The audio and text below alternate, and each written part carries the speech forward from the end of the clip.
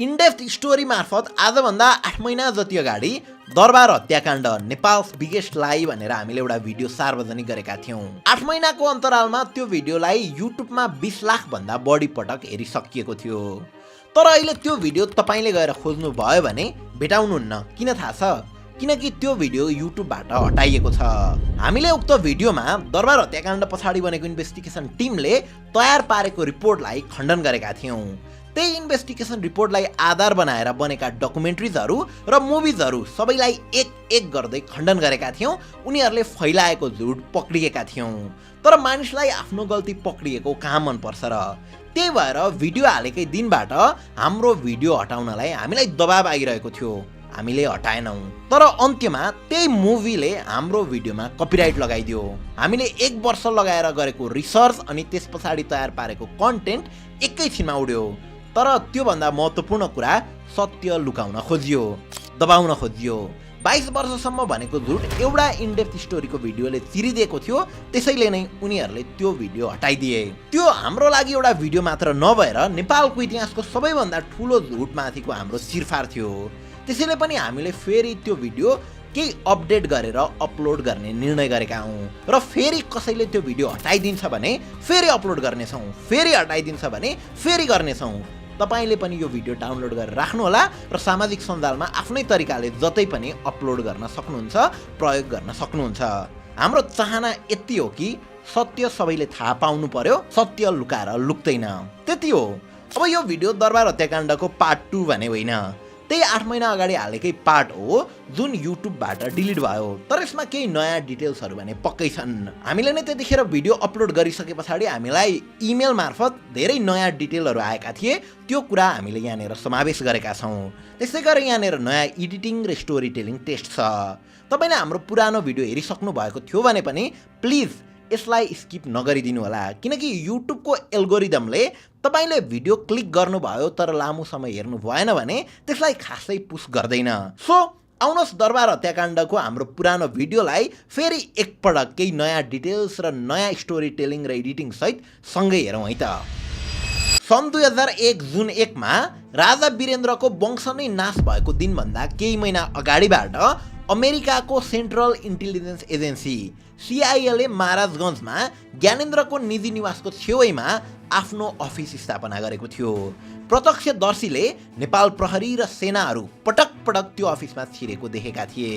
यसरी CIA ले भारतीय इन्टेलिजेन्स एजेन्सी रसँग मिलेर यो हत्याकाण्ड मचायो र यसको कभर अफ स्टोरी स्वरूप हलिउडको कुनै सिनेमा भन्दा धेरै राम्रो स्क्रिप्ट तयार गरेर विश्वलाई त्यसमा विश्वास दिलाउन सफल भयो। यो स्टेटमेन्ट मेरो होइन, अमेरिकाको न्युयोर्कबाट प्रकाशित हुने एउटा प्रतिष्ठित म्यागजिन मन्थली रिभ्यूमा वेन म्याडसनले दाबी गरेको कुरा हो। वेन म्याडसनले अमेरिकी आर्मीमा पनि काम गरिसकेको हुनाले उनको यो भनाइलाई हल्का रूपमा लिन मिल्दैन। अब हत्याकाण्ड हुने बित्तिकै अन्तर्राष्ट्रिय मिडियाहरूमा युवराज दिपेन्द्रले नै गोलीकाण्ड मचाएको भनेर समाचारहरू आयो। Nepal's royal family is to be believed. 30-year-old Dipendra, then crown prince, had in one cruel stroke eliminated the king, the queen, his younger brother, and at least 7 other members of his own family. त्यहाँ भित्र हत्याकाण्डमा बचेका प्रत्यक्षदर्शीहरूले पनि त्यही कुरा भने अनि investigation रिपोर्टमा पनि यही कुरा लेखियो।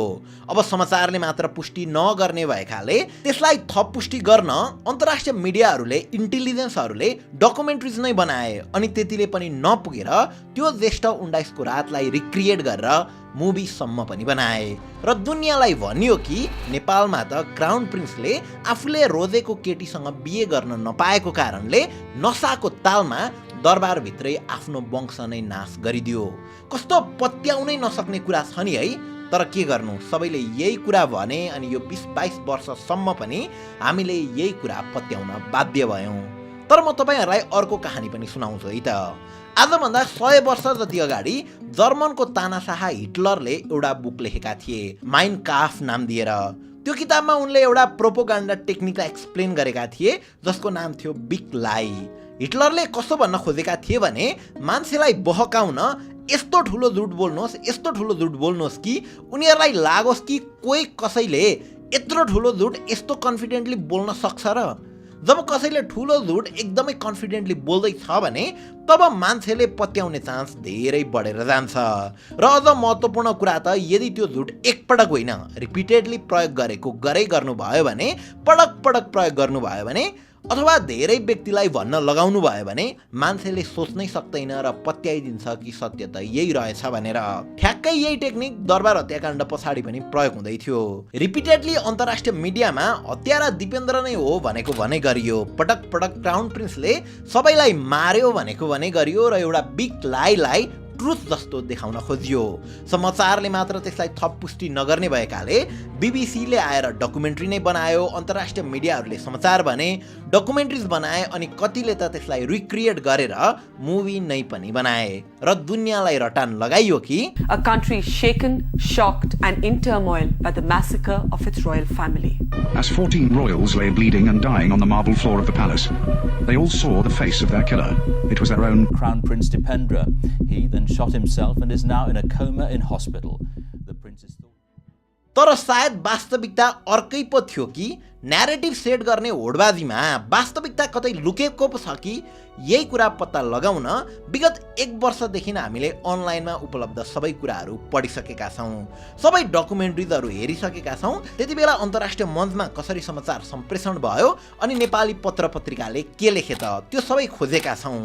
त्यो ठाउँको विगत 25 वर्षको सेटेलाइट इमेज सबै एनालाइसिस गरेका छौँ अनि अनलाइन मात्र नभएर सकेसम्म यो बारेमा थाहा हुनेलाई भेट्ने कोसिस गरेका छौँ र हामी आफै पनि पटक नारायणहिटी गएर हत्याकाण्ड भएको ठाउँ त्रिभुवन सदनमा घण्टौं समय बिताएका छौँ। अनि लेट मी टेल यु हाम्रो फाइन्डिङले हामी आफै पनि सक भएका छौँ।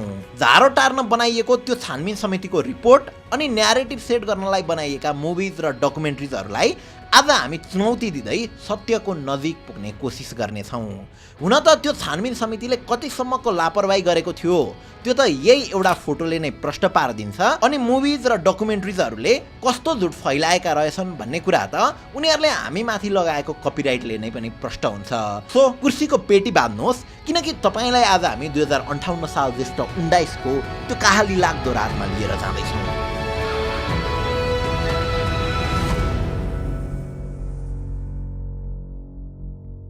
Chapter 1 The Dark Knight। हरेक शुक्रबार झैं 2058 सालको ज्येष्ठ महिनाको तेस्रो शुक्रबार दरबारमा भोज आयोजना गरिएको थियो र भोजमा दरबार निकट सबैलाई निमन्त्रणा गरिएको थियो। भोज नारायणहिटी दरबारको त्रिभुवन सदन अर्थात् यदि यो नारायणहिटी दरबार हो भने यो त्रिभुवन सदन हो, यही भइरहेको थियो। यही तपाईले देख्नु भयो भने यहाँ 2टा बिल्डिङ छन् जसमा यताको यो बिल्डिङ युवराज दिपेन्द्र बस्ने बिल्डिङ हो भने यताको बिल्डिङलाई बिलियार्ड हल भनिन्छ। यो बिल्डिङलाई 3D मा ढालेर भित्रबाट हेर्दा यस्तो देखिन्छ। यता स्नुकर छ अनि यता पछाडि बार पनि छ। पार्टी अथवा भोज हुने भनेको यही बिल्डिङमा हो। यो 2टा बिल्डिङको बीचमा सानो बगैँचा छ र सानो पोखरी पनि छ। पोखरीको बीचमा सानो पुल छ अनि त्यही पुल हुँदै एउटा बिल्डिङबाट अर्को बिल्डिङ जानुपर्ने हुन्छ। अब यो घटनामा इम्पोर्टेन्ट ठाउँहरू यिनै हुन्, घटना भएको ठाउँ नै यही हो र यसरी थप बुझ्न सजिलो होस् भनेर 3D एनिमेसन स्पेशलिस्ट नै प्रयोग गरेर हामीले घटनालाई रिक्रिएट गरेर देखाउने कोसिस गरेका छौँ। अब उक्त शुक्रबार साँझको पार्टीमा सबै एकपछि अर्को गर्दै आउँछन् तर ज्ञानेन्द्र भने पोखरा गएको कारणले आउन भ्याउँदैनन्। अब यहाँनिर हामीले पत्याउन पर्ने अथवा फ्याक्ट चाहिँ जम्मा 2टा कुरा मात्र छ।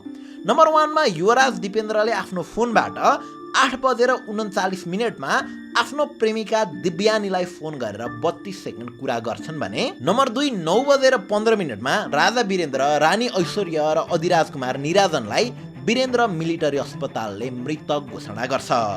मैले यति 2टा कुरालाई मात्र फ्याक्ट्स किन भन्न खोजेको भने नेपाल टेलिकमबाट उपलब्ध कल डिटेल अनुसार दिपेन्द्रको फोनबाट अन्तिम कल दिव्यानीलाई 8:39 मा गएको थियो भने हस्पिटलबाट उपलब्ध रिपोर्ट हेर्दा 9:15 मा राजाहरूलाई हस्पिटलले मृत घोषणा गरिसकेको थियो। अब त्यही 8:39 र 9:15 को बीचमा दरबारभित्र गोलीकाण्ड हुन्छ। कसरी हुन्छ त्यो म एकैछिनमा भन्ने नै छु, तर त्यो गोलीकाण्डमा परि तत्कालीन राजा वीरेन्द्र, रानी ऐश्वर्या, युवराज धीराज दिपेन्द्र, आदिराज कुमार निराजन, आदिराज कुमारी शारदा, आदिराज कुमारी श्रुति, आदिराज कुमारी शान्ति, राजाका भाइ धीरेन्द्र शाह र कुमार खड्ग विक्रम शाहको मृत्यु हुन्छ। यानि कि राजा वीरेन्द्रको वंश नै नाश हुन्छ।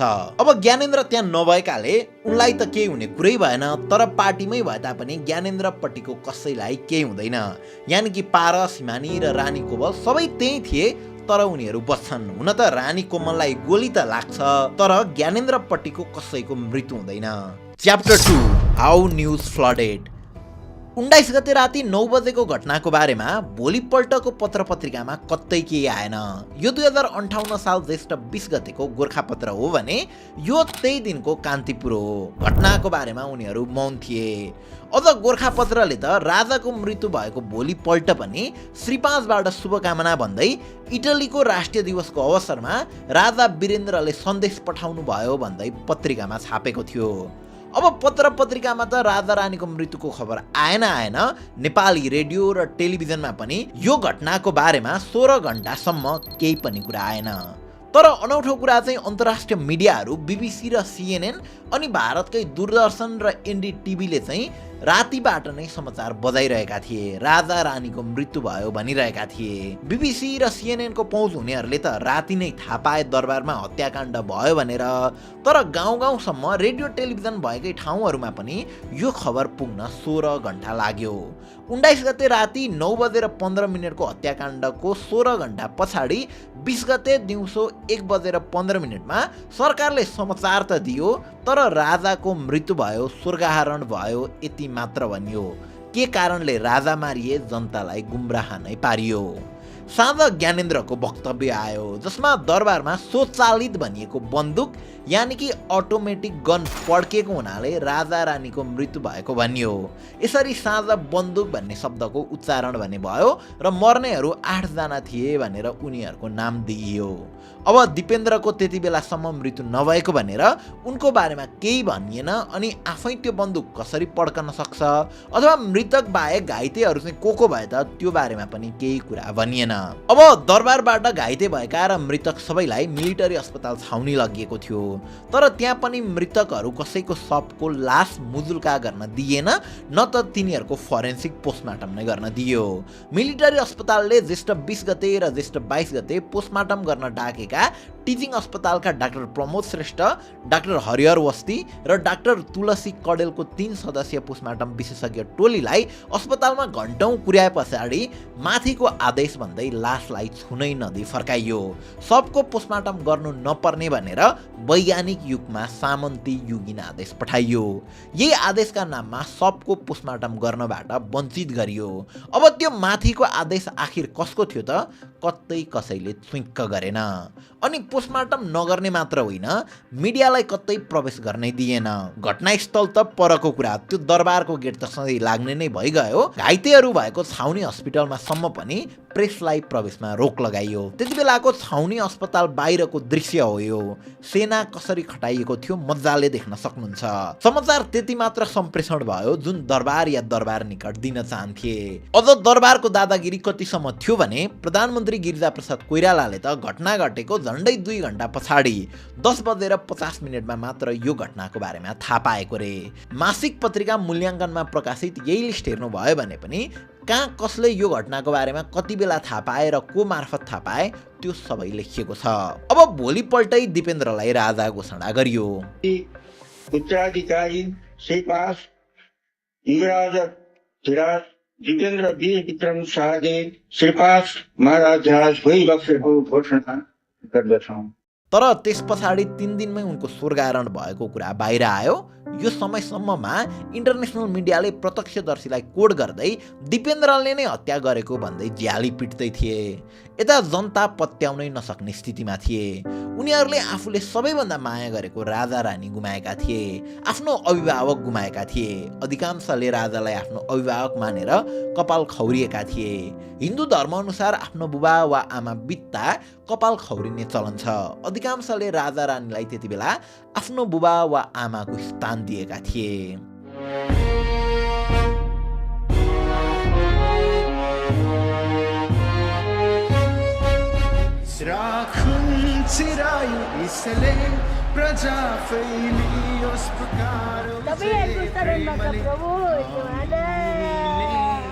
The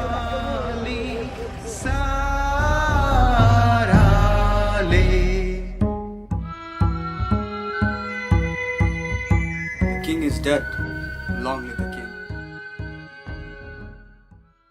अब उनीहरूले अभिभावक गुमाएका त थिए नै, सत्य समाचारबाट पनि उनीहरूलाई वञ्चित पारिएको थियो। यही कारणले सडक तातेको थियो, विरोध प्रदर्शन भइरहेको थियो। जनताहरू कतिसम्म आक्रोशित थिए भने प्रधानमन्त्री गिरिजाप्रसाद कोइरालाको गाडीमै ढुङ्गा प्रहार गरिदिएका थिए। अनि अब घटना घटेको 3 दिन पछाडि दिपेन्द्रको मृत्यु भयो भन्ने खबर आउँछ अनि राजा बन्छन् ज्ञानेन्द्र। ज्ञानेन्द्रको छवि पहिल्यैबाट जनतामा खासै राम्रो थिएन। अझ आफ्नै छोरा पारसका अनेक काण्डहरूले उनी र उनको परिवारलाई नै जनताले अभिभावक स्वरूप स्वीकार्न सकिरहेका थिएनन्। राजा वीरेन्द्रलाई दिएको सम्मान दिन सक्ने त कुरै भएन। राजतन्त्रको 200 वर्षको इतिहासमा दरबारबाटै जनताको विश्वास उडेको यो सबैभन्दा बढी थियो। राजतन्त्र नै सङ्कटमा थियो। यता सत्य तथ्य जनतामा दिनुको साटो उल्टै दरबारले भने जनतालाई संयम त अपनाऊ भनेर भनिरहेको थियो र अकाउन्टेबिलिटी माग्ने प्रोटेस्ट गर्नेहरू मध्ये 4 जनाको हत्या नै गरिसकिएको थियो। Chapter 3 inquiry committee. दरबारले आन्दोलन जति दबाउन खोजे पनि सडक तातेको तातै थियो।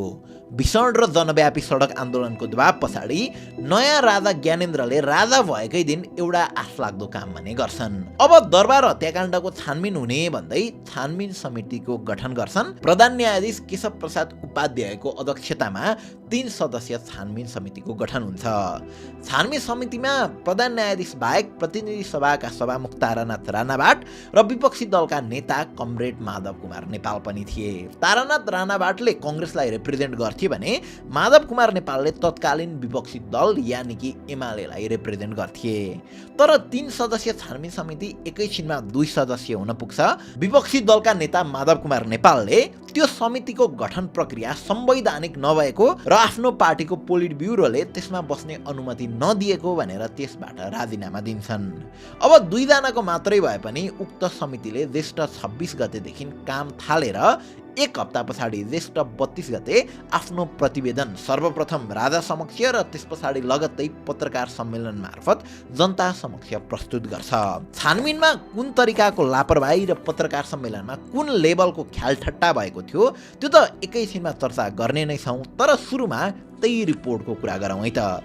अब हामीले उनीहरूले प्रस्तुत गरेको 139 पेजको त्यो सबै रिपोर्ट पढेका छौँ र उनीहरूले त्यहाँका प्रत्यक्षदर्शीलाई कोड गरेर तयार पारेको रिपोर्टलाई पत्याउने हो भने दरबार हत्याकाण्ड समहाउ यसरी भएको देखिन्छ। उक्त रिपोर्टको लिङ्क हामीले डिस्क्रिप्सनमा राखिदिएका छौँ, त्यहीँबाट पनि पढ्न सक्नुहुन्छ। अब प्रस्तुत छ छानबिन समितिले तयार पारेको दरबार हत्याकाण्डको स्क्रिप्ट। 2058 साल ज्येष्ठ 19 गते शुक्रबार युवराज दिपेन्द्रको निवास भएको भवन यानि कि त्रिभुवन सदनमा भोज हुँदै थियो। जम्मा 24 जना साई नातेदारहरूलाई साँझ 7:30 मा उक्त भोजका लागि निमन्त्रणा गरिएको थियो। युवराज दिपेन्द्र चाहिँ 7 बजे नै त्यस भवनको भुइँतलामा रहेको बिल्यार्ड हलमा पसेर आफ्नो एडिसी गजेन्द्र बोहराको उपस्थितिमा एक्लै बिल्यार्ड यानि कि स्नुकर खेल्दै थिए। एडिसी भनेको रोयल फ्यामिलीको मेम्बरको पर्सनल सुरक्षाकर्मी भनेर पनि अहिलेलाई बुझिराख्दा हुन्छ। एडिसीले बल मिलाइदिने, युवराज दिपेन्द्रले बल हान्ने। यो क्रममा दिपेन्द्रले आफ्नो खोपी अथवा सुत्ने ठाउँबाट उनलाई मनपर्ने विस्की एडिसी मार्फत तल बिल्यार्ड रुममा झिकाए र 1 पेक लगाए पनि। विस्की पिए पनि युवराज दिपेन्द्र राति 8 बजेसम्म सही सलामत थिए, किनकि उनी त्यति बेला आएका पाहुनाहरूको स्वागत संस्कार आफैले राम्ररी गरिरहेका थिए। उनी आफैले पाहुनालाई पेय पदार्थ पनि सर्भ गर्दै थिए। सबैजनाको आउने समय भइरहेको थियो। अब मुमा बडा महारानी यानि कि दिपेन्द्रको हजुरआमा रानी रत्न भने अलि आफ्नो उमेरको कारणले आफै आउन नसक्ने अवस्थामा थिइन्। उनी दरबारभित्रै उनको निजी निवास महेन्द्र मन्जिलमा बस्थिन्। अहिले पनि उनी त्यहीँ बस्छिन्। अब नाति दिपेन्द्रले आफ्नो हजुरआमा रत्नलाई लिन भनेर आफै गाडी हाँकेर महेन्द्र मन्जिल नै पुग्छन्। हजुरआमालाई ल्याउने क्रममा बाटोमा उनले हजुरआमासित राम्रो मुडमा कुराकानी पनि गरेका थिए। अब हजुरआमालाई त्रिभुवन सदनको सानो बैठक कोठामा भित्राएर दिपेन्द्र पूर्ण बिल्यार्ड रुममै पस्छन्, जहाँ धेरै जसो पाहुनाहरू आइसकेका थिए। आएका अतिथिहरूलाई पूर्ण ड्रिङ्क सर्भ गर्ने कार्य युवराज दिपेन्द्रले नै गर्छन्। त्यसपश्चात उनले 8:12 आफ्नो मोबाइलबाट आफ्नो प्रेमिका देवयानीलाई फोन गर्छन्। उनी त्यतिन्जेलसम्म पनि राम्रो मुडमा थिए। अब राति 8:19 बिल्यार्ड रुमबाटै युवराज दिपेन्द्रले आफ्नो एडिसी गजेन्द्र बोहरालाई फोन गर्छन् र आफू भएको ठाउँमा चुरोट पठाइदिन भन्छन्। एडिसीले सहयोगी रामकृष्ण केसी मार्फत युवराजलाई मनपर्ने ब्रान्डका 5-6 वटा शिखर चुरोट जसमा दिपेन्द्रले नै प्रयोग गरिरहेको गाँजा र कालो पदार्थ भरिएको थियो त्यो पठाइदिन्छन्। अब सहयोगीले त्यो मालदार चुरोट युवराजलाई आफै दिँदैनन्। बिल्यार्ड रुमको मेन ढोकामा हाँस्दै आएका युवराज पारसलाई उनले त्यो चुरोट दिन्छन् र पारसले त्यो चुरोट युवराज समक्ष पुर्याउँछन्। अब राति करिब 8:30 बजे मात्र राजा वीरेन्द्रको सवारी त्रिभुवन सदनमा हुन्छ। त्यहाँ पुगे पछाडि राजा सिधै मुवा बडा महारानी यानि कि आफ्नो आमा रत्न बसेको बिल्यार्ड रुम नजिकै छुट्टै बैठक कोठामा जान्छन्। त्यहाँ उनी आफ्ना देवरानी हेलेन शाहसित बातचित गर्दै थिइन्। आफ्नो आमासित केही क्षण भलाकुसारी र बातचित गरे पछाडि राजा वीरेन्द्र बिल्यार्ड रुममै फर्कन्छन्। यता बिल्यार्ड हलमा भने 8:30 बज्नु केही मिनेट अगाडि युवराज दिपेन्द्र मादक पदार्थको सेवनले लड्डु भएर बेहोस हुन्छन् र जीव सम्हाल्न नसकेर भुइँमा लड्छन्। उनलाई त्यहाँबाट उठाएर पारस, गोरख, निराजन र राजीव मिलेर उनको कोठासम्म पुर्याउँछन् र उनलाई सुताउँछन्। अब आफ्नो खोपीमा हुँदा युवराज दिपेन्द्रले उनकी प्रेमिका देवयानीसित 2 चोटि फोनमा कुरा गर्छन्। एकपटक 8:25 देवयानी स्वयंले फोन गर्दा 4 मिनेट 14 सेकेन्डसम्म र अर्को पटक 8:39 युवराज स्वयंले देवयानीलाई फोन गर्दा 32 सेकेन्डसम्म कुरा गर्छन्। पछिल्लो चोटि 8:39 कुराकानी गर्दा युवराज दिपेन्द्रले देवयानीलाई भोलि बिहान मात्र तिमीलाई फोन गर्छु, अब म सुत्न लागेको छु है, गुड नाइट भनेर फोन राख्छन्। देवयानीसित युवराज दिपेन्द्रको कुराकानी भए पछाडि उनलाई युवराजको स्वर अलि लडबडाएको र युवराज अस्वस्थ भएको जस्तो लागेर उनले ड्युटीमा कार्यरत र घरमा रहेका 2 जना एडिसीलाई फोन गर्छिन् र खोपीमा गएर एकचोटि युवराजलाई हेरिदिन आग्रह गर्छिन्। एडिसीले सहयोगीलाई खोपीमा युवराज हेर्न पठाए पनि युवराज त्यतिखेर आफ्नो लुगा आफै खोल्न सक्ने हालतमा थिएनन्। उनीहरूले उनको लुगा खोलिदिए। युवराज त्यस पछाडि बाथरुम गएर त्यही वाकवाक्ती गरेको सहयोगीहरूले सुने। बाथरुम गएर फर्के पछाडि पहिले बेहोस भएर ढलेका र बोली नै लडबडाएका युवराज एक्कासी ठिकठाक भए। उनले आफैले छिटो छिटो आफ्नो ड्रेस फेरे र आर्मीको टाटेपाटे कम्ब्याट ड्रेस लगाए। केही छिन पहिले लडबडाएर हिँड्न पनि नसक्ने युवराज दिपेन्द्रले अब तुरुन्तै तगडा मान्छे झैँ 2 तर्फ गरौँ सब मेसिन गन र अटोमेटिक राइफलका साथमा पेस्तोल पनि भिरेर त्रिभुवन सदनको बिल्यार्ड हलमा अकस्मात रातको 9 बजे प्रवेश गरे। अब तपाईँलाई फेरि बीचमै स्मरण गराउँ कि यो मैले भनिरहेको कुरा होइन है। छानबिन समितिको रिपोर्टमा प्रत्यक्षदर्शीहरूले दिएको जे बयान छ त्यसलाई नै आधार बनाएर यो स्क्रिप्ट तयार पारिएको हो। त्यसैको स्क्रिप्ट हो यो। अब त्यतिन्जेलसम्ममा उता राजा वीरेन्द्रले भने आफ्नै आमालाई दर्शन भेट गरेर बिल्यार्ड हलमा भर्खरै प्रवेश गरेको बेला थियो। उनको हातमा कोको कोलाको ग्लास थियो। बिल्यार्ड टेबलको पूर्वी छेउमा उभिएर कोक पिउँदै राजा आफ्ना आफन्तसित बात मार्दै थिए। त्यही क्रममा कम्ब्याट ड्रेस लगाएका युवराज धीराज त्यहाँ प्रवेश गरिहाले। केही पनि कुराकानी नगरी उनले MP5 के नाम गरेको अटोमेटिक सब मेसिन गनले 81 3 वटा फायर गरे। एउटा सिलिङमा लाग्यो, अर्को पश्चिमपट्टिको भित्तामा। राजाले युवराजलाई के गरेको मात्र भनेर प्रश्न सोध्दै थिए। एउटा गोली आएर राजाको घाँटीमा लाग्यो। राजा त्यहीँ ढले। बहिनी शोभा दौडेर आएर राजालाई समाइन्। धीरेन्द्रका छोरी ज्वाइँ राजीव शाह आएर आफ्नो कोट फुकालेर घाँटीबाट राजाको बग्न थालेको रगत रोक्न खोजे। अब त्यति 3 वटा गोली फायर गरेर युवराज दिपेन्द्र बाहिर निस्किए अनि फेरि आधी मिनेट जतिमा भित्र पसे। किन हो, उनले आफूले चलाइरहेको MP5 के सब मेसिन गन त्यही भुइँमा फाले र M16 राइफल भिरे। घाइते राजा वीरेन्द्र तुरुन्तै दिपेन्द्रले फालेको त्यो हतियार टिपेर उभिन खोजे। त्यसो हुन सकेको भए सम्भवतः राजा दिपेन्द्रले पनि गोली हानेर युवराज दिपेन्द्रलाई ढाल्थे होलान् र घटनाक्रमले पुरै अर्को मोड लिन्थ्यो होला।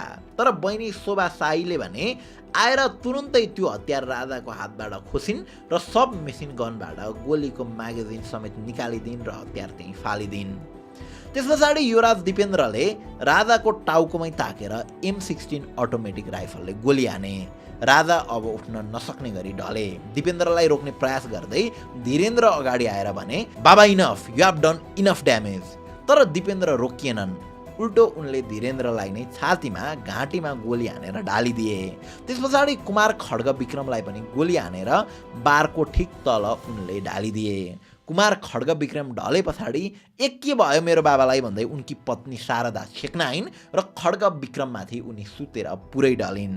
उनीमाथि पनि युवराजले गोली हाने। त्यस पछाडि युवराज दिपेन्द्रले बहिनी ज्वाइँ गोरख शमशेरलाई ढाले। दिपेन्द्र त्यस पछाडि सर्दै ढोका बाहिर पुगे र ढोका बाहिरबाट पछाडिपट्टिबाट गोली हानेर अधिराज कुमारी कोमललाई ढाले। गोली लागेर शान्ति सिंह उनीमाथि लडिन्। शोभालाई पनि गोली लाग्यो। यसैबीच रानी ऐश्वर्य कराउँदै बाहिर गइन्। Oh my god, doctor doctor, ambulance ambulance भन्दै उनले कराएको सुने पछाडि 40-50 मिटर टाढा ड्युटी अफिसमा रहेका एडिसीहरू बल्ल सक्रिय भएर आए। रानी बाहिर दौडिए पछाडि उनको पछाडि अधिराज कुमार निराजन पनि दौडिए। यता भित्रपट्टि बुबा ढलेको देखेर ए बुबा भन्दै हेर्न आएकी श्रुतिले नजिकै आफ्नो पति पनि गोली लागेर ढलेको देखिन्। उनले आफूलाई गोली लागेको बताए पछाडि श्रुतिले घायल पतिलाई काखमा लिएर निहुरिएर छातीमा टाँसिन्। यति हुँदा दिपेन्द्र फेरि एकपटक यानि कि तेस्रो पटक भित्र पसे। त्यस पछाडि श्रुतिमाथि पनि गोली चलाए जुन उनको नितम्बमा लाग्यो। त्यस पछाडि उनले जथाभावी गोली हानेर जयन्ती र केतकीलाई पनि ढाले। अनि यतिले मात्र नपुगेर राजा र धीरेन्द्रलाई फेरि एकपटक गोली ठोके।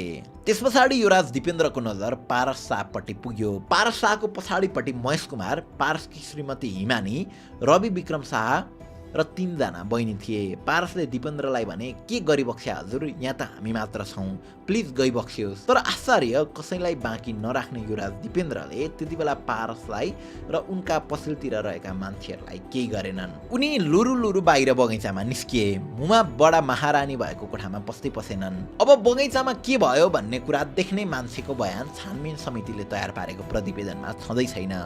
तर केही छिनमा जब गोलीहरूको आवाज रोकियो तब बडा महारानी ऐश्वर्याको शव युवराजको खोपीतर्फ उक्लिने भर्याङमा 7औं सिडीमा विवत्स हालतमा भेटियो। उनको टाउको पट्ट फुटेको थियो, गिदीको बहुसंख्यक भाग उछिटिएको थियो, रगतको आहाल थियो, अनुहार चिन्नै गाह्रो हुने गरी बिग्रिएको थियो, दाँतहरू छरिएका थिए। यो छानबिन समितिको प्रतिवेदनमै लेखिएको कुरा हो। निराजनको शव बिल्याडको रुमको पूर्वपट्टि बगैँचामा युवराजको खोपी जाने बाटोको पूर्वतर्फ रहेको प्रतीक्षा स्थल जाने बाटोको सङ्गमनेर भेटियो। युवराज दिपेन्द्र स्वयं कञ्चडमा गोलीले छेडिएको अवस्थामा खोपीको अगाडि बगैँचाको पोखरीको दक्षिण भागमा भेटिए। कसले उनलाई गोली हान्यो अथवा त्यो बगैँचामा के भयो देख्ने प्रत्यक्षदर्शी कोही छैनन्। उच्च स्तरीय समिति प्रतिवेदन पनि यस सम्बन्धमा चुप बस्छ। अब यो कुरा छानबिन समितिले भनेको कुरा भयो। घटना घटेको आधा घण्टादेखि 1 घण्टाभित्रै मृत र घाइते शवलाई दरबारका एडिसी र जीवित पुरुषद्वारा वीरेन्द्र मिलिटरी अस्पताल छाउनी पुर्याइयो। राजा अस्पताल लगिँदा जीवितै थिए, तर त्यहाँ पुग्दा उनको मृत्यु भइसकेको थियो।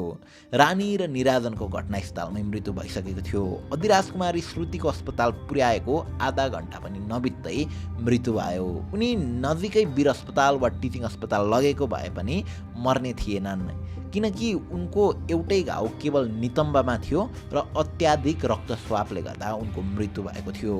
अधिराज कुमारी शान्ति र शारदा, शाहजादा जयन्ती र कुमार खड्ग विक्रम अस्पताल पुर्याउँदा मृत अवस्थामा थिए। युवराज दिपेन्द्रको मृत्यु 3 दिनपछि ज्येष्ठ 22 गते सबेरै भयो। धीरेन्द्र शाहको त्यही दिन साँझमा। यी मर्ने मध्ये कसैलाई अत्यन्तै छिटै नजिकैको अस्पताल लगेको भए बाँच्ने सम्भावना हुन्थ्यो। एक मिनेट महत्त्वपूर्ण हुने बेलामा उनीहरूलाई तुलनात्मक रूपमा टाढाको र साधन स्रोत पनि त्यति नभएको अस्पताल लगियो। फलस्वरूप छिटै उपचार पाएको भए बाँच्न सक्नेहरू पनि मृत्युको शिकार बने। यसरी नेपालको राजपरिवारको इतिहासमा अहिलेसम्मको सबैभन्दा भयानक हत्याकाण्ड घट्यो। Chapter 4 movies and documentaries.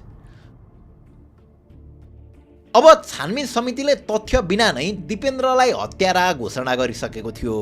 तर छानबिन समिति चाहिँ वास्तवमा नामको मात्र समिति थियो। काम गर्यौ भन्दा गर्यौं भन्ने खालको मात्र थियो। किनकि यही एउटा फोटोलाई मजाले हेर्नुहोस् न, हत्यामा प्रयोग भएको गनलाई कुनै ग्लोभ्स नलगाइकन यसरी समाइदै थियो। त्यो गनमा फिङ्गरप्रिन्टहरू हुन सक्थ्यो, जुन यसरी समाएपछि सबै मेटियो र फरेन्सिक टेस्ट गर्दा पनि त्यो गनमा कसको फिङ्गरप्रिन्ट थियो भन्ने कुरा पत्ता लाग्नै सकेन। यसरी छानबिन समितिका सदस्यहरू आफै नै प्रमाण मेटाउन लागेको जस्तो देखिन्छ। अनि अर्को कुरा, छानबिन समितिले पत्रकार सम्मेलन गर्दा समितिका सदस्य तारानाथ राणावाडको प्रस्तुति पनि हेर्न लागेको थियो। उनले त यसरी भुटुटु पारेका थिए युवराज दिपेन्द्रले भन्दै राष्ट्रिय तथा अन्तर्राष्ट्रिय पत्रकारहरूको अगाडि नै गन चलाइदिए, भुटुटु पार्दै केटाकेटी पारा देखाइदिए। फोटोमै कैद भएको उनको यो हाँसोले पनि यो कुरा प्रष्ट पार्छ। अहिले जस्तो इन्टरनेट र मिम कल्चर भएको भए उनको भुटुटु लामो समयसम्म मिम बन्थ्यो होला। How an induction motor starts. भुटुटु अब जस्तै भए पनि छानबिन समितिले रिपोर्ट चाहिँ सार्वजनिक गरेको थियो। तर बाहिर गार्डनमा भएको निराजन र दिपेन्द्र स्वयंको लास र दिपेन्द्रको खोपीमा जाने क्रममा सिँढीमा भेटिएको ऐश्वर्याको लासको बारेमा छानबिन समिति मौन थियो। उनीहरूको हत्या कसले गर्यो त्यो छानबिन समितिले भन्न सकेको थिएन। तर अनौठो कुरा चाहिँ के थियो भने बीबीसीले घटना घटेको अर्को दिन नै क्राउन प्रिन्स दिपेन्द्रले आफ्नो वंश नै नाश गरेर आफूलाई पनि अन्त्यमा गोली हानेर सुसाइड गरेको भन्दै झ्याली पिटिरहेको थियो। जुन 2001 मा बीबीसीमा टेलिकास्ट भएको यो समाचारलाई हेर्नुहोस्। Good evening. The Himalayan kingdom of Nepal has begun 13 days of mourning after 8 members of the royal family, including the king and queen, were killed in a palace massacre last night. They were murdered by their son, the heir to the throne, Crown Prince Dipendra. He then shot himself and is now in a coma in hospital. The prince is thought to have been at odds with his family over his choice of bride.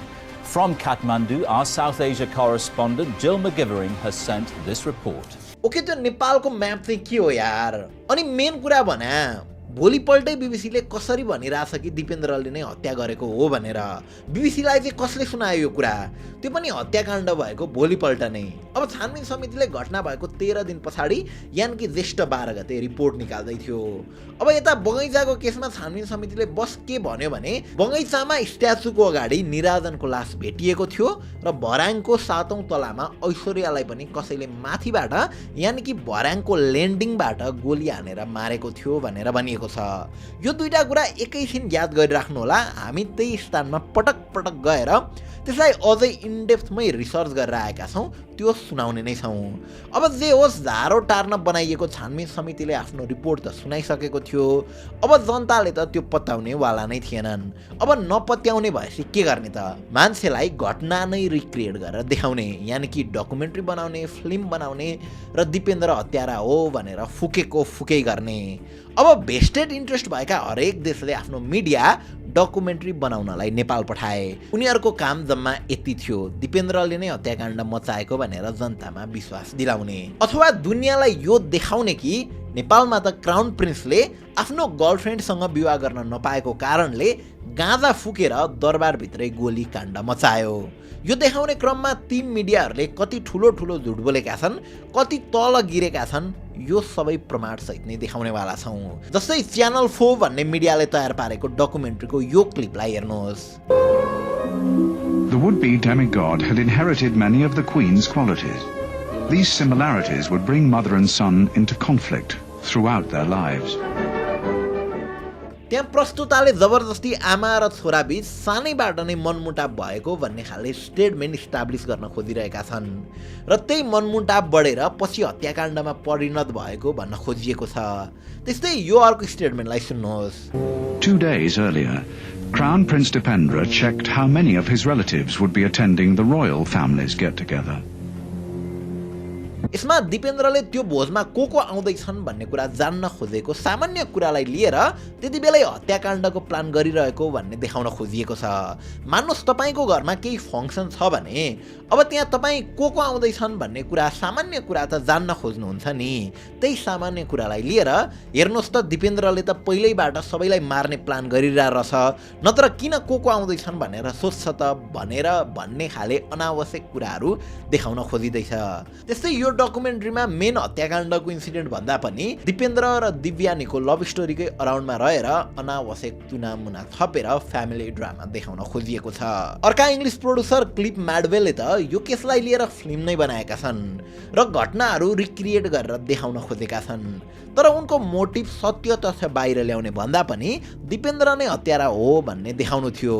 अर्बौं खर्च गरेर उनले बनाएको त्यो मुभीले त अझ दिपेन्द्रले डिप्रेसनको औषधि खाने गरेको सम्म पनि भन्न भ्याएको छ र बगैँचामा भएको घटनालाई रिक्रिएट नै गरेर देखाएको छ। अब यहाँनिर हामीले त्यो क्लिप प्ले गर्न मिल्दैन। अघिल्लो भिडियोमा त्यही क्लिप प्ले गरेको कारणले गर्दा हाम्रो भिडियो उनीहरूले एकपटक उडाइदिइसकेका छन्। जे होस्, मैले अघि भनेको थिएँ नि, हिटलरको द बिग लाई थ्योरी त्यही प्रयोग गरेर झ्याली पिट्यो कि हत्यारा त दिपेन्द्र नै हो भनेर। तर यो सबै कुरामा प्रश्न उठाउने ठाउँ छ। छानबिन समितिको रिपोर्टहरूको हरेक पेज क्वेसनेबल छ र विभिन्न देशका इन्टेलिजेन्सले प्रोपोगन्डा फैलाउन बनाएका अनावश्यक मुभिज र डकुमेन्ट्रिजको त के कुरा गर्नु। च्याप्टर 5 एभ्रिथिङ वाज अ लाई। हो, सबै कुरा झुटो थियो। उच्च स्तरीय समितिको प्रतिवेदन र अघि अन्तर्राष्ट्रिय जगतका मुभिज र डकुमेन्ट्रिजहरू सबै झुट थिए। अब उनीहरूले भनिरहेको झुट मध्ये एउटा प्रमुख झुट भनेको दिपेन्द्रले त्यो दिन गाँजा सेवन गरेका थिए भन्ने हो। तर ज्येष्ठ 19 गतेको दिन युवराज दिपेन्द्रले लागु पदार्थ खाएको कुरा कुनै वैज्ञानिक तवरले पुष्टि गर्ने कुनै आधार छैन। केन्द्रीय प्रहरी वैज्ञानिक प्रयोगशालाको टिप्पणीमा लेखिएको छ, बारको उत्तरी भाग र बारको अगाडिबाट उठाएका चुरोटको ठुटाहरूको परीक्षण गर्दा स्यालिभा पाइएको, साथै सोमा गरिएको अर्को परीक्षणबाट निकोटिन भेटिएको, तर अन्य लागु औषधि र मद्यपन पदार्थ यानि कि साइकोस्टिमुलेट नभएको भनिएको छ। उता दिपेन्द्रको वीरेन्द्र मिलिटरी हस्पिटलमा उपचार र अपरेसन गर्ने royal surgeon doctor Khagendra Bahadur श्रेष्ठले पनि युवराज दिपेन्द्रको मस्तिष्कमा अल्कोहलको पार्ट चाहिँ छैन भनेर भनेका छन्। यी जम्मै वैज्ञानिक आधारले युवराज दिपेन्द्रले विस्की, गाँजा र लागु पदार्थ खाएर त्यसैबाट प्रभावित र उद्धित भएको अवस्थामा नारायणहिटी हत्याकाण्ड मचाएको भन्ने सारा बयानलाई झुटो साबित गर्दछ। मरेको व्यक्तिलाई आरोप लगाउन सजिलो छ किनकि उसले त्यो गलत हो भनेर कहिल्यै पुष्टि गर्न सक्दैन। यो कुरा राम्ररी बुझेका घटनास्थलमा उपस्थित सबैजनाले युवराज दिपेन्द्र नै दोषी हो भन्ने देखाउन लागु औषधसँग उनलाई जोडे। अब त्यो दिन बाहेक अरू दिन उनले लागु औषध सेवन गर्थे गर्दैन थिए त्यो बारेमा मलाई थाहा छैन। तर यी माथिका 2 रिपोर्टबाट दिपेन्द्रले त्यस दिन लागु औषध सेवन गरेको भन्ने कुरा झुटो हो भन्ने पुष्टि हुन्छ। र साइकोलोजिस्ट शिशिर सुब्बाले त्यति बेला मूल्याङ्कन नेपाली मन्थली म्यागजिनमा सन्तुलित व्यक्तिबाट ड्रग र रक्सी नखाएको सामान्य अवस्थामा प्रिय आफन्तजनको हत्या वा आफ्नै हत्या गर्नु त्यति सम्भव छैन भनेर पनि उल्लेख गरेका छन्। अर्को कुरा, यो जुन छानबिन समितिले निकालेको टाइमिङ छ नि त्यसमै केही गडबडी देखिन्छ। छानबिन समितिको रिपोर्टमा पहिलो फायरिङ 9 बजे पश्चात भएको भनिएको छ। अनि जम्मै बयानमा पनि के पुष्टि हुन्छ भने बिल्यार्ड रुममा गोलीकाण्ड हुँदा 9 बजेर केही मिनेट गइसकेको छ भन्ने देखिन्छ। तर वीरेन्द्र मिलिटरी अस्पतालको रेकर्डबाट के देखिन्छ भने 9:15 मा राजा वीरेन्द्रलाई, रानी ऐश्वर्यालाई र अधिराज कुमार निराजनलाई अस्पतालले मृत घोषणा गरिसकेको थियो।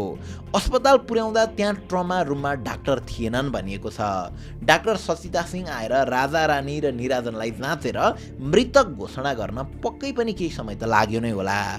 यस हिसाबले हेर्दा नारायणहिटी दरबारबाट 9 बजे पछाडि गोली चलेर मिलिटरी हस्पिटल छाउनीमा 9:15 मा राजा, रानी र निराजनको गाडी पुग्नु कुनै पनि हालतमा सम्भव नै देखिँदैन। यी 2 टाइममा ठुलो विरोधाभास देखिन्छ। फेरि गोली लाग्ने बित्तिकै शरीर उडेर छाउनी पुग्ने पनि कुरो भएन। एडिसीहरू कुदेर आए, ढोका फुटाए, गाडी डाकेर राजा अनि रानी अनि निराजनको घाइते शरीर अझ जसमा अङ्गहरू नै छरपष्ट भएको छ भनिएको छ त्यसलाई चौर अथवा भर्याङमा खोजेर रेस्क्यु गर्दा नारायणहिटीमै थप 5-10 मिनट त घट्टीमा पनि लाग्छ। अनि नारायणहिटीबाट छाउनी हस्पिटल जुन करिब 5 किलोमिटर टाढा छ त्यहाँ पुगेर डाक्टरलाई पर्खिएर अनि 9:15 मा मृतक घोषणा हुन केही गर्दा पनि सम्भव नै छैन। तसर्थ ठुलो गडबडी प्रत्यक्षदर्शीको बयानमै देखिन्छ। यस हिसाबले नारायणहिटीमा गोलीकाण्ड 9 बजे पछाडि होइन, 9 बजे अगाडि र देव्यानी र दिपेन्द्रको फोन वार्ताको लगत्तै त्यही बीचको समयमा घटेको हुनुपर्छ। तर प्रश्न उठ्छ, यो समयमा बेहोस भएर ढलेका युवराज दिपेन्द्र स्वयंबाट त्यति गरौँ 3 वटा बन्दुक बोक्न अनि ठिक निशानामा गोली हान्न त्यो सम्भव छ त? यो सम्भावना एकदम कम छ किनकि यो समयसम्ममा त उनले वाकवाक्ती गरे भएका पनि छैनन्, न त उनलाई होस आएको छ अनि आर्मीको लुगा र बुट लगाएर सशस्त्र हुन सक्ने स्थिति नै छैन। यो परिस्थितिमा एउटा अर्कै सम्भावना छ, उनको मास्क लगाएर अथवा उनको नकाबमा अरू कसैले त्यो हत्याकाण्ड घटाए र अन्त्यमा उनको पनि हत्या गरिदिए। अर्को कुरा, युवराज दिपेन्द्र दाहिने हातबाट गोली चलाउने मान्छे थिए, तर उनको शिरमा देब्रे कानको ठिक पछाडिबाट गोली हानेर दाहिने कञ्चरतिर वाङ परेको छ। यसले यो आत्महत्या होइन भन्नेमा झन् ठुलो बल प्रदान गर्छ, किनकि आत्महत्या गर्दा कुनै पनि व्यक्तिले अप्ठ्यारो र बेपायक ठाउँबाट गोली हान्दैन। जताबाट गोली हान्दा सजिलो हुन्छ त्यहीँबाट हान्छ।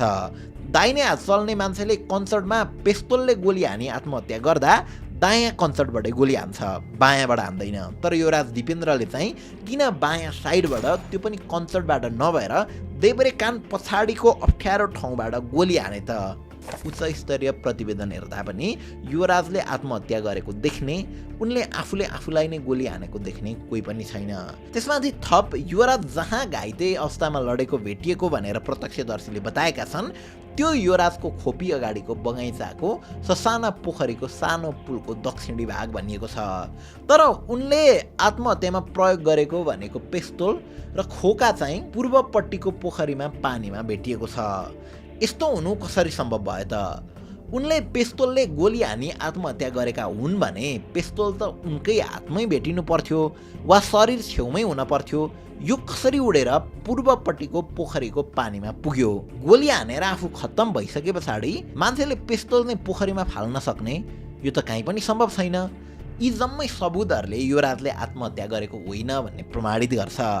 त्यसो भए उनलाई कसले मार्यो त? त्यो सुनाउँछु नै, तर त्योभन्दा अगाडि एक दुईवटा कुरा अझै पनि बुझ्न आवश्यक छ। जस्तै कृष्ण विरलको यो पुस्तक रक्तकुण्डमा उनले शान्ता नाम गरेको दरबारभित्रकै एकजनालाई कोट गर्दै उनले एकैचोटि दुईटा दिपेन्द्र देखेको भनेर भनेकी छिन्। उनको अनुसार बगैँचामा एउटा दिपेन्द्र थियो जसले निराजनलाई मार्दै थियो र त्यही समयमा भित्र बिल्यार्ड हलमा अर्को दिपेन्द्रले गोली चलाइरहेको थियो। उनको यो बयानलाई नै आधार मान्ने हो भने पनि एउटा कुरा चाहिँ सोच्न बाध्य बनाउँछ, दिपेन्द्रले आफ्नो कपडा खोलेर आर्मीको जस्तो ड्रेस चाहिँ किन लगाउनु पर्यो त? पक्कै पनि जसले यो हत्याकाण्ड प्लान गर्यो त्यसले नै सबैलाई आर्मीको ड्रेस लगाउन भन्यो र अन्त्यमा दिपेन्द्रलाई पनि मारेर आर्मीको ड्रेस लगाइदियो। त्यस्तै नयाँ पत्रिका दैनिकमा एउटा आर्टिकल छापिएको थियो। लालबहादुर लम्तेरी मगर जो दरबारभित्रकै तत्कालीन सैनिक हवलदार थिए, उनका अनुसार दरबारमा पहिलो गोली दिपेन्द्रमाथि चलेको, उनको खोपीमा अर्को दिपेन्द्रकै मास्क लगाएर आएको व्यक्तिले सुरुमा दिपेन्द्रको हत्या गरेको अनि मात्र दिपेन्द्र जस्तो मुर्कुट लगाएका अन्य व्यक्तिहरूले बिल्यार्ड हलमा गई गोली चलाएको भनेका छन्। उनले थप भोट चलिरहेको बेला पारस सरकार गाडीमा एकैछिन बाहिर निस्किएको र त्यही गाडीमा एकैछिनमा दिपेन्द्रको मुकुण्डोधारी व्यक्तिहरू आएको सम्म पनि भन्न भएका छन्। तिनै लम्तेरीले यही कुरा भन्दै पछिबाट दरबारमा बिन्ती पत्र पनि हालेका रहेछन्, तर उनलाई नै पहिले दरबारमा आतंक मच्याएको भन्दै समातिन्छ अनि पछि एउटा होटल मालिकलाई मारेको भन्ने झुटो केस लगाएर मुद्दा हालिएको रहेछ। अर्को महत्त्वपूर्ण कुरा, गुगल अर्थका यी इमेजहरूलाई हेर्नुहोस् है त। यो ठाउँ घटना घटेको त्रिभुवन सदन हो। 2003 मा यहाँ बिल्डिङ छ, 2005 मा बिल्डिङ छ, 2007 खै त बिल्डिङ, अनि फेरि अहिले 2024 मा कहाँबाट आयो त बिल्डिङ? यसरी ज्ञानेन्द्र राजा भएपछि प्रमाण मेटाउनलाई हो या किन हो, एकपटक त्रिभुवन सदन नै भत्काएर फेरि बनाएको यही गुगल अर्थको इमेजहरूबाट प्रष्ट हुन्छ। त्रिभुवन सदनको यो बिल्यार्ड हल त बनिसकेकै छ, तर यता दिपेन्द्रको खोपी जाने कोठा भने अझै कम्प्लिट भइसकेको छैन। हामीले त्यही भिजिट गर्दा पनि यो कुरा नोटिस गरेका थियौँ। दिपेन्द्रको खोपी जाने भर्याङमा ऐश्वर्याको लास भेटिएको थियो, यही भर्याङ हो त्यो। तर अचम्मको कुरा चाहिँ के छ भने, तपाईँ नारायणहिटी जानुभएको छ भने नोटिस गर्नुभयो होला, छैन भने पनि भोलि गएर एकपटक चेक गर्न सक्नुहुन्छ। यो भर्याङ अहिले अर्कै स्ट्रक्चरमा बन्दैछ, यस्तो जसलाई straight stair with central landing भनिन्छ। अब पहिलाकोमा यो बीचको ल्यान्डिङ थिएन। ओके, यो पनि त्यति ठुलो कुरा त भएन, तर अर्को कुरा चाहिँ के छ भने दिपेन्द्रले भित्र सबैजनालाई मारेर बाहिर निस्किएपछि रानी ऐश्वर्या र निराजन उनको पछि आएको र आमा छोराको बीचमा निरादन आए पछाडि दिपेन्द्रले नै निरादनलाई गोली हानेर यो स्ट्याचु अगाडि हत्या गरेको भनिएको छ र छानबिन समितिको रिपोर्ट अनुसार पनि उनको लास त्यही स्ट्याचु अगाडि भेटिएको थियो। अब यहाँनिर राजा ज्ञानेन्द्रले सबै कुरा भत्काउँदै गर्दा यो स्ट्याचु र यो पछाडिको भागलाई टच नै गरेका छैनन्। जस्तो अवस्थामा छ त्यस्तै अवस्थामा छोडिएको छ। इभन एनटिभीको यो पुरानो डकुमेन्ट्री हेर्नु भयो भने स्ट्याचु त्यही छ र पूर्व राष्ट्रपति विद्यादेवी भण्डारीले भ्रमण गर्न जाँदाको यो क्लिप पनि हेर्नुभयो भने स्ट्याचु त्यही नै छ र अहिले पनि तपाईँ नारायणहिटी जाँदा त्यो स्ट्याचु त्यही नै छ र त्यो स्ट्याचु भन्दा पछाडि वालमा अहिले पनि बुलेट मार्कहरू छन्। 7-8वटा बुलेट मार्कहरू अहिले पनि त्यहाँ देख्न सकिन्छ। तर इन्ट्रेस्टिङ कुरा चाहिँ के छ भने त्यो स्ट्याचुको फेडमा एउटा बुलेट मार्क छ। विद्यादेवी भण्डारीलाई यहाँनिर एकजनाले देखाउँदै गरेको त्यही नेरको त्यो मार्क हो। अब त्यहाँ गएर त्यो देख्दा मेबी हत्याराले अथवा दिपेन्द्र नै हत्यारा हुन् भने दिपेन्द्रले निराजन ढलिसके पछाडि फेरि बुलेट सुट गर्ने हुँदाखेरि उनलाई मिस भएर त्यो स्ट्याचुको फेदमा लागेको हो कि भन्ने कुरा मैले सोचेको थिएँ। तर अझ इन्ट्रेस्टिङ कुरा चाहिँ के छ भने त्यो बुलेट मार्क एक्ज्याक्टली स्ट्रेट छ। कुनै एङ्गल बनाएर माथिबाट यानि कि हत्याराले उभिएर त्यो सुट गरेको भए चाहिँ त्यो मार्क त्यस्तो स्ट्रेट हुन सक्दैन थियो। मैले त्यो बुलेट मार्कमा आफैले पनि औँला हालेर चेक गरेँ, यति स्ट्रेट छ त्यो मार्क कि बसेर पनि फायर गर्न मिल्दैन। ग्राउन्ड लेभलबाट सुतेर फायर गर्दा मात्र त्यस्तो मार्क देखिन्छ अथवा खाडलभित्र पसेर सुट गर्दा मात्र त्यस्तो मार्क देख्न सकिन्छ। बट वेट, वाट इफ त्यो सुट हत्याराले खाडलभित्रबाटै गरे हो? त्यहाँ साइडमा अगाडि पोखरी छ, कतै त्यही पोखरीबाटै पो गरे हो कि? यदि दिपेन्द्रले गरेको हो भने त उनको कपडा भिजेको हुनु पर्थ्यो, तर उनको कपडा भिजेको त कतै भनिएको छैन। सो पक्कै पनि अर्को सुटरले त्यो पोखरीबाट सुट गरे हो। त्यो बुलेट मार्कको एक्सप्लेनेसन यति एउटा मात्र हुन्छ। अब तपाईँ आफै भोलि गएर त्यहाँ नारायणहिटीको त्रिभुवन सदनको यो गार्डनमा अवस्थित स्ट्याचुको फेदको मार्क हेर्न सक्नुहुन्छ। तपाईँले फिल गर्ने एक्सप्लेनेसन पनि यही नै हो र त्यही बुलेट मार्क देखेपछि नै हो मैले दिपेन्द्रले नै वंशनाश गरे भन्ने कुरा पत्याउन छोडेको। नत्र तपाईँ हामी सबैजनाले 20-22 वर्षसम्म नै यही कुरा पत्याउँदै आएका थियौँ। अब यत्रो वर्ष छानबिन समिति र अन्तर्राष्ट्रिय मिडिया वा उनीहरूको इन्टेलिजेन्सले सुनाएको स्क्रिप्ट हामीले पत्याउँदै आयौँ। एकैछिन यो सबै कुराहरूलाई एनालाइसिस गरेर अर्को स्क्रिप्ट आफै तयार पारौँ न त। वाट इफ 8:39 देवयानीलाई दिपेन्द्रले गुड नाइट भने पछाडि दिपेन्द्र साँच्चीकै सुत्न गए। थकित भएका उनी एकैछिनमा निदाए पनि। उनी निदाएपछि ती सहयोगीहरू पनि कोठाबाट निस्किए। अब त्यो सुनसानमा 3जना बन्दुकधारीको टोली दिपेन्द्रको खोपीतिर लाग्छ। ती 3जनाले नै दिपेन्द्रकै जस्तो अनुहार भएको मुर्कुट लगाएका छन् र कमब्याक ड्रेस लगाएका छन्। दिपेन्द्र जस्तै देखिने ती मध्येको एकजनाले रियल दिपेन्द्रलाई उनी निदाइरहेको अवस्थामा कञ्चडमा गोली प्रहार गर्छन्। दिपेन्द्रको ठाउँको ठाउँ मृत्यु हुन्छ। त्यसपश्चात एकजनाले दिपेन्द्रलाई त्यही रुङ्दै अब बाँकी 2जना उनको खोपीबाट निस्कन्छन्। दिपेन्द्रलाई रुग्ने त्यो हत्याराको काम भनेको अब दिपेन्द्रलाई उनले जस्तै कमब्याक ड्रेस लगाइदिने हो। बाँकी 2जना बिल्यार्ड हलतिर लाग्छन् र बाहिर झाडीमै लुकेर बस्छन्। ती 2जना मध्येको एकजना सबसे कन्फिडेन्ट जो थियो त्यो दरबारभित्र छिर्छ अनि 3वटा फायर गर्छ। राजालाई भुइँमै ढालिदिन्छ र निस्किहाल्छ। यो क्रममा सबै कुरा यति छिटो हुन्छ कि दिपेन्द्र जस्तै मात्र देखिने व्यक्ति भए पनि सबैलाई त्यो गोली चलाउने व्यक्ति दिपेन्द्र नै हो जस्तो लाग्छ। अब त्यो व्यक्तिले त्यति गरिसके पछाडि उसलाई फेरि भित्र जाने आँट तत्कालै आउँदैन अनि अब अर्को व्यक्ति गन लिएर फेरि भित्र छिर्छ। यति बेलासम्ममा डरको माहौल सिर्जना भइसकेको थियो। अब सबैसँग लुक्नु बाहेक केही पनि उपाय थिएन। तर जो लुक्दैनन् र बन्दुकधारीको आँखामा हेर्न खोज्छन् तिनैलाई ताकी बन्दुकधारीले फायर गर्छ र बाहिर निस्कन्छ। बाहिरबाट त्यो हत्याराको साथी जसले पहिलो पटक फायरिङ गरेको थियो उसले आफ्नो साथीले भित्र फायर गरिराख्दाखेरि सबैको अनुहार नियाल्न भ्याएको हुन्छ र कसको अनुहारमा डाउट देखियो जस्तो लाग्छ। आफ्नो साथी निस्किएपछि भित्र गएर सबैलाई सुट गरेर आउँछ। यो बेलासम्म उसको अर्को साथीले त्यहाँबाट गार्डनमा आएर पोखरीमा लुक्न भ्याइसकेको हुन्छ।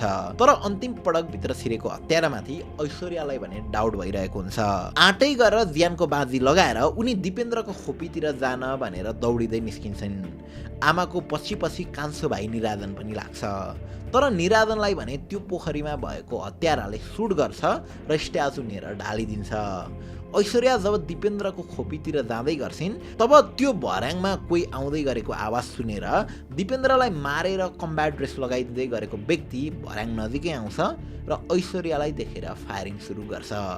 भर्याङमै उनको हत्या गरिदिन्छ र दिपेन्द्रलाई कम्ब्याट ड्रेस लगाइदिसकेपछि त्यहाँबाट उसको अरू 2 जना साथीको पनि सहयोगले बोकेर लिएर पोखरीको छेउमै आएर छाडिदिन्छ र दरबारभित्रैबाट बग्ने टुकुचा खोला हुँदै त्यहाँबाट निस्किन्छन् अथवा गोली लागेका राजा रानीहरूलाई हस्पिटल लग्ने गाडीमा नै उनीहरू सुटुक्क निस्कन्छन्। यो कुराको पनि त सम्भावना छ। अब अहिलेसम्म सरकारले तपाईँलाई सुनाउँदै आएको दिपेन्द्र हत्यारा हुन् भन्ने स्क्रिप्ट तपाईँलाई बढी विश्वासिलो लाग्छ कि अहिले हामीले सुनाएको यो नयाँ स्क्रिप्ट बढी विश्वासिलो लाग्छ? आफै भन्नुहोस् त। अब यो भिडियोमा प्रयोग भएको 3D एनिमेसनहरू बनाउनका निम्ति हामीलाई युट्युब च्यानल EONले मद्दत गर्नुभएको थियो। उहाँले पनि दरबार हत्याकाण्डको बारेमा भिडियो बनाइसक्नु भएको छ र यस्तै 3D एनिमेसनको प्रयोग गरेर अन्य धेरै भिडियोहरू पनि बनाउनु भएको छ।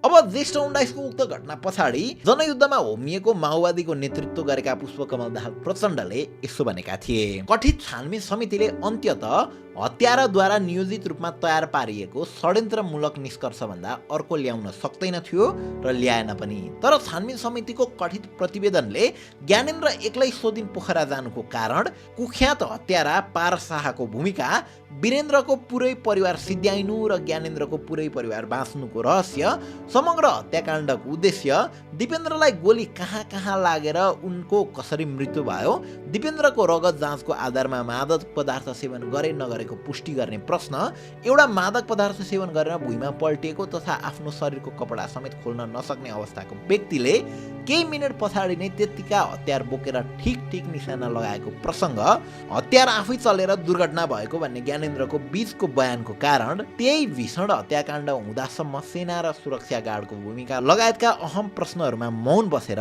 हत्याकाण्ड गम्भीर षड्यन्त्रको परिणाम थियो भन्ने कुरालाई नै स्पष्ट गरेको छ। यो प्रचण्डको त्यति बेलाको भनाइ हो। गणतन्त्र पछाडि पटक पटक उनी प्रधानमन्त्री बनेका छन्, तर उहिले त्यसो भन्ने प्रचण्डलाई आफू प्रधानमन्त्री हुँदा पटक पटक यो घटनाको छानबिन गर्न चाहिँ कसले रोकिरहेको थियो त? पक्कै केहीले त रोकिरहेकै थियो। अनि जाँदा जाँदै एउटा तथ्य पनि भन्न चाहन्छु, यसलाई घटनामा जोड्ने कि नजोड्ने त्यो तपाईँहरूकै जिम्मा भयो। 2058 साल ज्येष्ठ 19 गते त्यो घटना घटेकै दिन दिउँसो भक्तपुर अस्पतालभित्र एउटा भूकम्प प्रतिरोधात्मक भवन बनेर उद्घाटन भएको थियो। उक्त भवन रोयल नेपाल आर्मी र युएसको स्पेशल बटालियन ट्रुपले बनाएको थियो।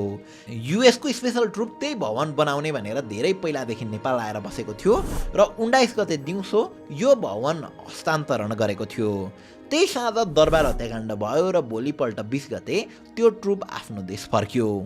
यो संयोग के थियो भन्ने कुरा त मेरो ल्याकतले भन्न भ्याउँदैन, तर मैले भिडियोको सुरुमा वेन म्याटसनले दाबी गरेको एउटा कुरा सुनाएको थिएँ। हो, त्यो कुरा र यो कुरा चाहिँ ठ्याक्कै डट कनेक्ट भए जसरी कनेक्ट भएर आउँछ। बाँकी बुझ्ने जिम्मा तपाईँहरूकै। हस् त, थ्याङ्क यू फर वाचिङ।